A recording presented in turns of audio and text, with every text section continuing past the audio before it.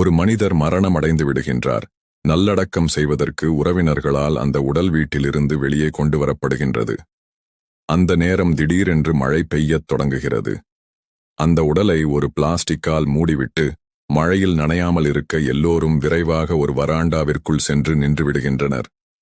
புரிந்து கொள்ளுங்கள், நீங்கள் மரணமடைந்த பிறகு உங்கள் மீதான உண்மையான மதிப்பை அறிந்து கொள்ளுங்கள். இன்று நீங்கள் இறந்தால் உங்களை விட்டும் மக்கள் விரைவாக நகர்வார்கள். உங்கள் உடல் மீண்டும் வீட்டிற்குள் கொண்டு வரப்படாது. உங்களுக்காக யாரும் மழையில் நனைய மாட்டார்கள். உங்களுக்காக கொஞ்சம் கண்ணீர் சிந்தலாம். ஆனால் யாராவது ஒரு நகையையோ அல்லது தொலைபேசியையோ தொலைத்துவிட்டால் அது உங்கள் மரணத்தை விட அவர்களுக்கு அதிகமான வேதனையாக இருக்கும். இப்போது சொல்லுங்கள், உங்களை இத்தனை சீக்கிரம் மறக்கக் காத்திருக்கும் மனிதர்களில் யாரை திருப்திப்படுத்த இப்போது இவ்வளவு பதற்றமாய் ஓடிக்கொண்டு